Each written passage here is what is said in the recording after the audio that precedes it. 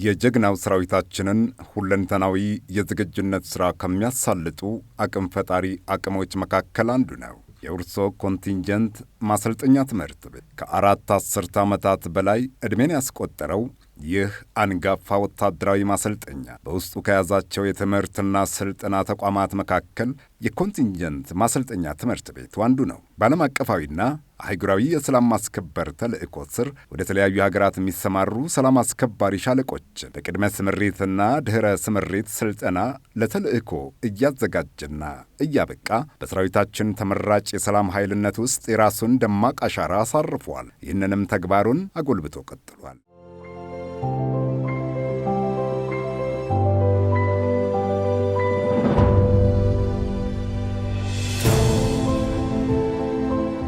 የሁርሶ ኮንቲንጀንት ማሰልጠኛ ከዓለም አቀፍ ሰላም ማስከበር ከቅድመ ስምሪትና ድኅረ ስምሪት ስልጠና ባሻገር የተለያዩ ጊዜያት ከተቋሙ የሚሰጡትን ተጨማሪ ተልእኮች ማለትም መሠረታዊ ውትድርና ስልጠናን ጨምሮ ስልታዊ አመራሮችን አቅም የማሳደግ ሚናውን በአመርቂ ውጤት ፈጽመዋል። በካበተ የማሰልጠን ልምዱና ብቃት የሌሎች የጸጥታ ኃይሎች አቅምን ከመገንባት ባሻገር በጎረቤት ሀገራት ተመራጭ የወታደራዊ ማሰልጠኛ ትምህርት ቤት እስከ መሆን የዘለቀ አኩሪ ታሪክ ባለቤትም ነው። ከሀገራዊና ተቋማዊ ተልእኮ ባሻገር ለመማር ማስተማሩ ሂደት ስኬታማነት ጉልህ አበርክቶ ያለው እንዲሁም ወጪ ቆጣቢና በአርአያነት ሊጠቀሱ የሚችሉ ተግባራትንም በራሱ አቅምና ተነሳሽነት ያከናውናል። እኛም ከነዚህ ተምሳሌታዊ ተግባራቱ መካከል አንዱን መርጠን ወደ እናንተ ለማድረስ በማሰብ ተከታዩን ዝግጅት አሰናዳን። አብራችሁን ቆዩ።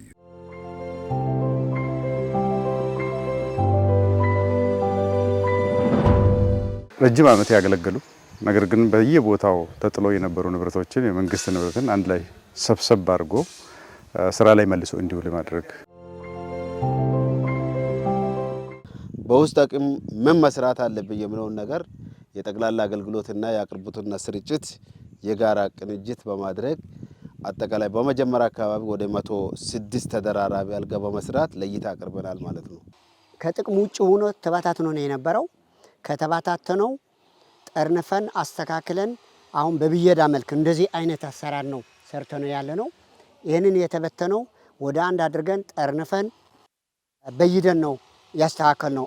ወጪ ቆጣቢ ትውልድ መፍጠር ያስፈልጋል። ሁሉንም ነገር ይሄ መንግስት ያምጣ ይሄ በላይ አካል አምጣ ያን ማስጨነቅ ሳይሆን መስራት የሚገባንን ነገር በራሳችን ሰርተን ከአቅማችን በላይ የሚሆነን ደግሞ የላኛው አካልም እያይዝም ስለማይነን ሊያግዘን የሚገባው ነገር እያገዘን እስካለ ድረስ በዛ ልክ ነው ሰራዊቱ መቀረጽ ያለበት።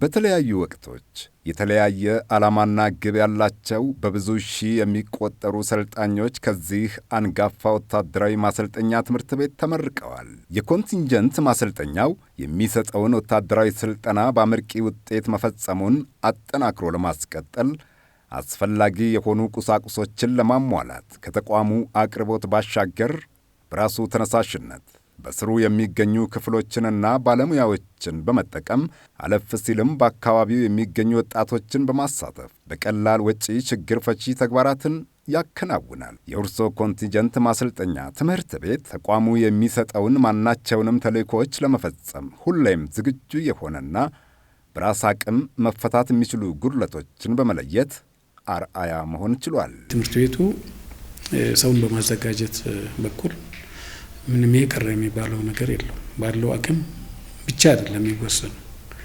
የሌለው አቅምንም ትንሽ ይገዛን በመውሰድ ብዙ የሚሰራ ያ ስለሆነ ነው ኢዚን የሚያክል ኃይል እዛ ጋር ተሰልጥኖ ተደራጅቶ ወጥተዋል። ክፍለ ጦሮች፣ ኮሮች እና የመሰረታዊ ውትድርና እንደ ወታደር ያሰለጥናል። ከተለያየ ቦታ የሚመጣ ኃይልንም ባለው መንገድ ያሰለጥናል። ሰብ በጥሩ ሁኔታ ነው የሚያዘጋጀው። ላይ የሚመለከት አይደለም። ምንድነው የማንጋጠጥ የሚባል ነገር ይሄን ላክልኝ ይሄ ያልሆነልኝም የሚለው ነገር ዝም ብሎ የተጋነነ ጥያቄ ሳይሆን ራሱ የሚገባው ጥያቄ ነው ወደዚህ ከማቅረብ መለስ በእጁ ባለው ነገር ብዙ ነገር የሚሰሩ ናቸው። የሁርሶ ማሰልጠኛ ትምህርት ቤት የኢትዮጵያ ገጽታ ቀያሪ የረጅም ጊዜ ትምህርት ቤት ነው እና ብዙ ጊዜ እድሜ እንዳለው ሁሉ ደግሞ ብዙ እድሳት አልተካሄደለትም እና በዚህ በቅርብ ጊዜ አዲስ እስኪታደስ መጠበቅ የለብንም። በተገኘችው አጋጣሚ በየአመቱ እንደዚህ አይነት አዳዲስ ነገሮች ይሰራሉ። አቅም በፈቀደ ተተቋማችን ከምትሰጣቸው እየተጠቀሙ የራሳቸውንም አባላትም ሰልጣኙንም አቅም እየተጠቀሙ ከማህበረሰብ ሳይቀር እየተጠቀሙ በርካታ ስራዎች ይሰራሉ። በማሰልጠኛ ትምህርት ቤቱ በጊዜ ሂደት ከጥቅም ውጭ የሆኑ መገልገያ ቁሳቁሶችንና ብረታ ብረቶችን በቅጥር ግቢው ውስጥ መመልከት የተለመደ ነበር። በማሰልጠኛ ትምህርት ቤቱ አመራሮች ተነሳሽነት እነዚህን ያረጁ የተሰባበሩና በየጥሻው የተጣሉ ንብረቶችን መልሶ አገልግሎት ላይ በመዋል የመገልገያ ቁሳቁሶችን እጥረት ከመቅረፍ ባሻገር ከፍተኛ ወጪን ማዳን ችሏል። ከረጅም ጊዜ ጀምሮ የተጠረቃቀመ የወዳደቁ ማቴሪያሎች እና ለሽያጭ ሊውል የነበረ እሱ ብትሸጠውም ብዙ ዋጋ ለማያወጣ ግን በትንሽ ሳንቲም እና በትንሽ ጉልበት ብትመልሰው ደግሞ በርካታ ኢኮኖሚ ሊያድን የሚችል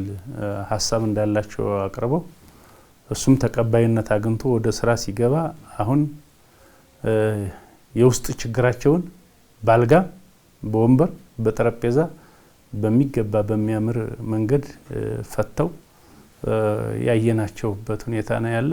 በሁለት መንገድ ነው ከፍለን እየሰራን ያለነው። አንዱ መለስተኛ ጥገና ብቻ የሚያስፈልጉ የሽቦ አልጋ የነበሩ አሁን ከስር ተጨማሪ ነገሮችን በማምጣት ወደ ስራ ማስገባት፣ ይሄ በእኛ የጠቅላላ አገልግሎት አባላትና የዳቦ ቤት ሙያተኞች በመጠቀም የተሰራ ስራ ነው። በዚህ በኩል ለብየዳ የሚያስፈልጉን ማቴሪያል ካልሆነ በስተቀር ያወጣነው ወጪ የለም። በርከት ያለ አልጋ በዚህ መንገድ ሰርተናል። ከዛ በኋላ ቀለም፣ አንዳንድ ነገሮችን ነው ተጨማሪ ጊዜ የሄድንበት እንጂ አብዛኛው ጉልበቱ ምኑም እኛ ጋር ያለው። ተጨማሪ ብረቶችን ብዙ ቦታ መበየድን ስለሚጠይቅ ከሲቪል አወዳድረን ነው ያስገባነውና አሁን አንድ አልጋ ተደራራቢ ብረት በብረት ተሰርቶ ያለቀው አልጋ 8000 ነው። ትልቁ አልጋ ማለት ነው። ይወርዳል እንደየደረጃቸው ነው። ይሄን ገበያ ጥናት አድርገን ሰው አምጥተን አሳይተን ዋጋ ወጥቶለት ነው የስራ የገባውና አሁን እኛ ጋር 8000 እያሰራን ያለ ነው አልጋ ገበያ ላይ ከ30000 ብር በታች አይገኝም። አጠቃላይ ስራችን ከተጠናቀቀ በኋላ ደግሞ ሂሳቡን ሰርተን ገበያ ላይ በተጨባጭ መከላከያ ራሱ ገዝቶ እያቀረበ ያለው አልጋ ስላለ ወንበር፣ ጠረጴዛ ስላለ መከላከያ ራሱ እየገዛ ያለበት መነሻ ወስደን ምን ያህል አተረፍን የሚለው ነገር ስራው ሲጠናቀቅ ሰርተን ለመከላከያ እናቀርባለን ብለን እናስባለን። አንጋፋውና የእልፍ አናብስት መፍለቂያ የሆነው ይህ ወታደራዊ ማሰልጠኛ ትምህርት ቤት በየወቅቱ በብዙ ሺህ የሚቆጠሩ ጀግኖችን እየተቀበለ ክቡር በሆነው ወታደራዊ ሙያ አንጾ ያስመርቃል። በዚህ የትምህርትና ስልጠና ሂደት ውስጥ ታዲያ መሰረታዊ የሆኑ እንደ መኝታ፣ መመገቢያና የመማሪያ ወንበርና ጠረጴዛዎች እጥረት ሲያጋጥሙ ተቋማዊ አቅርቦቶችን ብቻ ከመጠበቅ ይልቅ በራሱ መንገድ እጥረቶችን ለመቅረፍ እያደረገ ባለው ጥረት አመርቂ ውጤት ማስመዝገቡን ቀጥሏል። አመራሩና ታች ያለ አባላት ተናበው ችግር ለመፍታት በየጊዜው ጎደላቸውን የሚለው ወደ ላይ ከመጠየቅ ይልቅ እኛም የሆነች ነገር እናበርክት የሚል እሳቤ ያላቸው ስለሆነ ይህ እሳቤ ለነሱ ብቻ ሳይሆን ሁላችንም ልንማርበት ሌላ ክፍልም የሚማርበት እሳቤ ሆኖ አይቼዋለሁ። የመጀመሪያው ስራችን የነበረው በተደራጀ መንገድ ለየቦታ ወድቆ የነበሩትን ወንበር ይሁን ጠረጴዛ ይሁን አግዳሚ ወንበር ይሁን አልጋ ይሁን አልጋዎችን በየዘርፉ በመለየት የመሰብሰብ ስራ ነው የሰራነው። አንድ ቦታ ከሰበሰብን በኋላ ከተሰበሰበ በኋላ እንደገና የሚሰራ የማይሰራ መለስተኛ ጥገና የሚያስፈልገው ሙሉ ጥገና የሚያስፈልገው በሚል ደግሞ ተለየ። ይሄን ከለየም በኋላ የመከላከያ አመራሮችም የኛ አመራሮችም መጥቶ ካዩ በኋላ ይሄን አድርገናል፣ በተወሰነ ገንዘብ ወደ ስራ ማስገባት እንችላለን የሚል ነገር አነሳን። እነሱም በተወሰነ መልኩ ፈቀዱልን። ከዛ በኋላ የትኛውን ቅድሚያ እንስጥ የሚል ነገር ነው እኛ ደግሞ የመለየ ስራ የሰራ ነው። ስለዚህ አሁን በመመገቢያ ጠረጴዛ በሚመለከት በትምህርት ቤቱ ምንም ችግር የለውም። ያለውን ስታንዳርድ አሞልተን በሪዘርቭነት የያዝነው ስላለ ማለት ነው። በመስራት ወደ 200 የሚጠጋ ጠረጴዛዎች የተሰሩ ናቸው። አግዳሚ ወንበር ተመሳሳይ ነው ተቀምጦ ሰልጣኙ የሚመገባቸው አግዳሚ ወንበሮች፣ ከዛ አርሚቸር ወንበር አሰልጣኙ በግሉ በሚያሰለጥንበት ጊዜ እየጻፈ ምን እያደረገ ብዙ ዶክመንቶችን ስለሚይዝ በግሉ ስለሚያስፈልገው ከወጪ አስቀርተን እዚህ ነው የሰራነው። ደረቅ ወንበር ተመሳሳይ እዚህ ነው የሰራነው። ቀደም ብሎ የነበሩ አልጋዎች በኮምቦርሳቶ በማንጠፍ የምትጠቀም ነው። ኮምቦርሳቶ ደግሞ አንደኛ ውሃ አይችልም፣ ሁለተኛ ትኋን ሌሎች ነፍሳቶችን የመሳብ እንትን አለው። እሱን ለማጥፋት ውሃ ሞቆ መድፋት፣ በእሳት ማቃጠል ሲመጣ ደግሞ ከስራ ውጭ ይሆናል። ስለዚህ በየጊዜው ወጪ የሚጠይቅ ይሆናል ማለት ነው። ያ ከሚሆን በብረት ሙሉ በሙሉ በአቅማችን በእኛ ጋር ባለው ንብረት ተጠቅመን ከኮምቦርሳቶ ውጭ መኝታ ሊሆን በሚችል መንገድ መስራት አለብን። አንደኛ ረጅም እድሜ ያገለግላል ከዚህ በኋላ፣ ሁለተኛ እንደ ከዚህ በፊቱ በየጊዜው ወጪ አይጠይቅም። ያ ስለሆነ በዚህ መልክ ይሄንና አሁን እንደ አጠቃላይ ሲወሰድ በስታንዳርዳችን በተቀመጠው የአልጋ ችግር የለብንም። አልጋ ችግራችንን ጨርሰናል። ሜቢ የሚቀረውን አሁን ከተመደበልን ባጀትና እኛም እየሰራን ካለነው አንጻር የሚቀረውን ነገሮችን ማሟላት ካለነ በስተቀር በአልጋ በኩል ያለን ችግር ፈተናል። በደረቅ ወንበር በኩል ያለን ችግር ፈተናል። በአርሚቸር በኩል ያለን ችግር ፈተናል። በመመገቢያ ጠረጴዛና ወንበር ዙሪያ ያለውን ችግር ፈተናል ማለት እንችላለን። አሁን ከመከላከያ በዚህ ዙሪያ ላይ ባጀት እንድላክልንም ወይ ተገዝቶ እንዲመጣል የምንጠብቀው ነገር የለም። ራሳችን ችለናል ማለት ይቻላል። ወደ ስራ አስገብተን ለረጅም ጊዜ አገልግሎት ሰጥተው ከጥቅም ውጭ ሆነው የነበሩት እነዚህ ቁሶች በአዲስ መልክ ታድሰውና እንደገና ተሰርተው ለአገልግሎት መብቃታቸው ተቋምንም ሀገርንም ከብዙ ወጪ ከማዳን ባሻገር በገበያ ላይ በቀላሉ የማይገኙ ውድና ተፈላጊ ንብረቶች እንዳይባክኑ ማድረግም ተችሏል።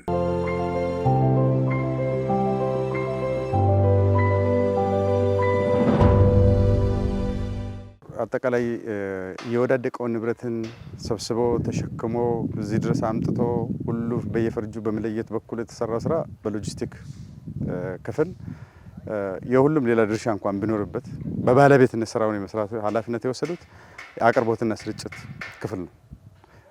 ይሄ ክፍል ደርድሮ ለይቶ ተሸክሞ ነው ከፍተኛ መኮንን ሳይቀር የመንግስት ንብረት ነው ብሎ ተቆርቁሮ ካገኘበትም እየለቀመ አምጥቶ ለይቷል። ከዛ በኋላ ደግሞ በየሚያስፈልገው የጥገና ዘርፍ ለይቶ አስቀምጠዋል። ይሄ ካደረግን በኋላ የአቅርቦትና ስርጭት ብቻውን የሚወጣው ስላልሆነ የጠቅላላ አገልግሎትን መጨመር ያስፈልጋል። ቅድም እንዳልኩት የሚሰራ ስራዎች ስላሉ ማለት ነው። የራሳችን ሙያተኞችን መጨመር ያስፈልግ ነበር። በትምህርት ቤቱ ደረጃ በአዛዥ የሚመራ ኮሚቴ አለ። ይሄ ኮሚቴ ደግሞ ስራው ከመጀመሪያ እስከ መጨረሻ እንዴት ተሰራ፣ ጥራቱ ምንድን ነው፣ በምን መልክ ነው የተፈጸመ ያለው፣ ክፍያን መፈጸምም እንኳን እያንዳንዱ የምትገዛው እቃ ታይታ ከተሰራ በኋላም የተሰራው ተቆጥሮ ከውሉ አንጻር ደግሞ ምን ያህል ሰርቷል የሚለው ነገር ህጋዊ አሰራርን ተከትሎ ነው። ምክንያቱም ይሄ አንዷ ብረት ከዚህ ሾልካ ብትወጣ ብዙ ዋጋ ነው የምታወጣው። ይሄኛ ደግሞ የመጀመሪያው ስራ መንግስት ንብረትን መንከባከብ፣ መያዝ፣ ለጥቅም ማዋል ነው።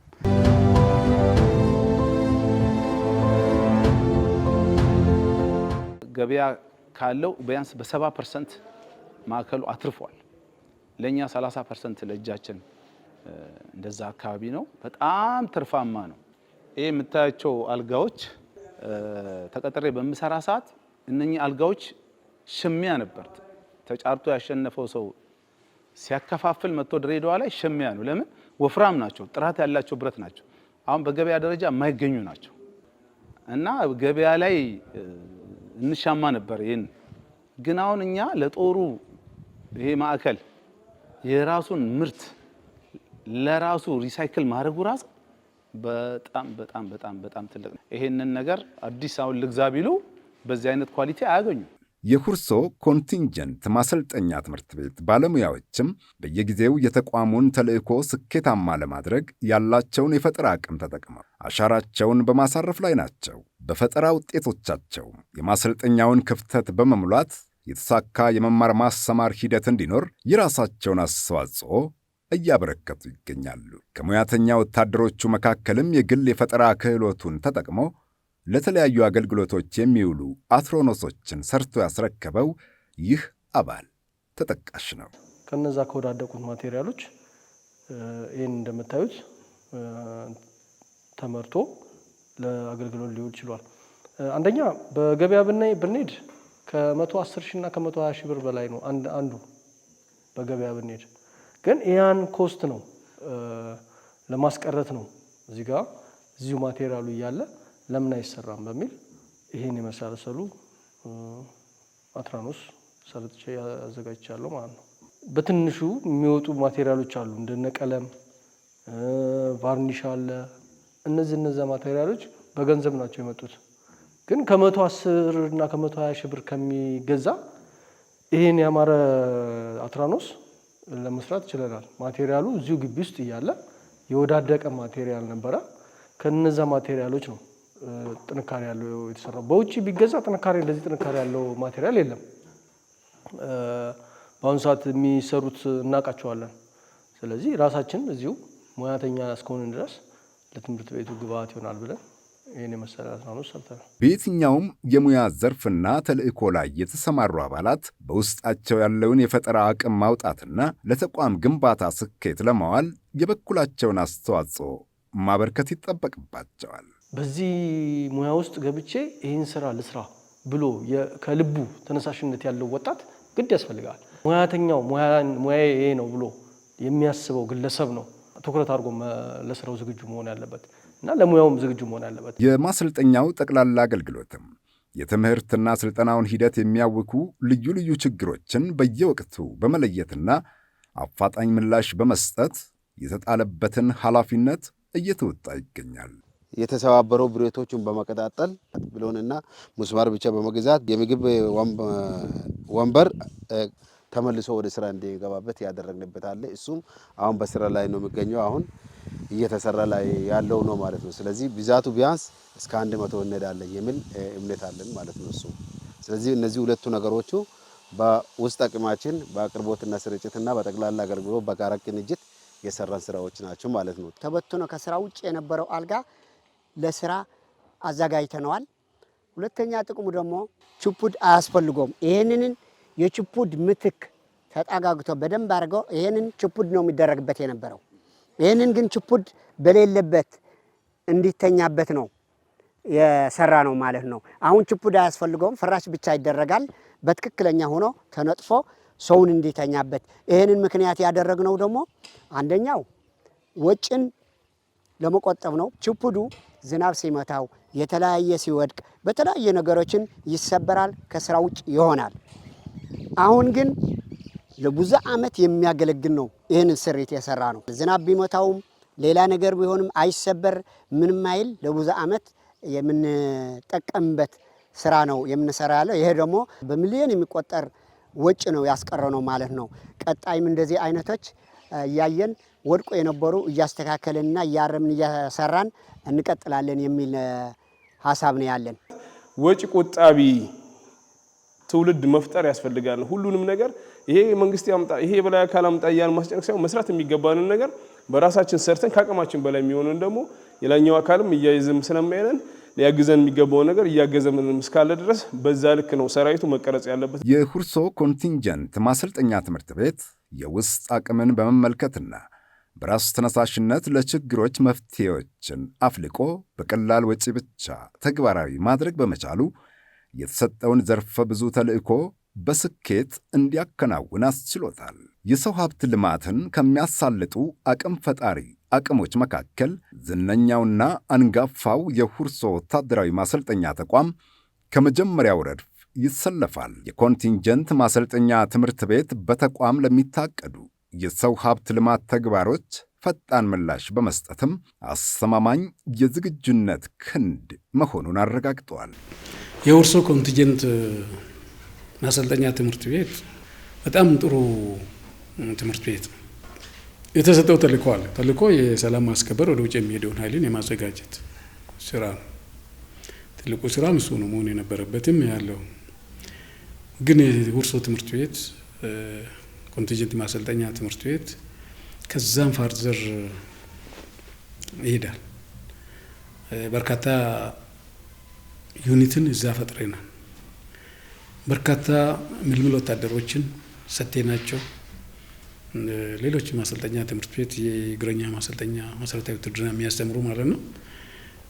እነሱ ከሚያስተምሩት በበለጠ አስተምሮ አሰልጥኖ አብቅቶ እንደ ዩኒቲም አደራጅቶ መሪን ከሌላ ቦታ አምጥተን ያሳለፍናቸው ውጊያዎችን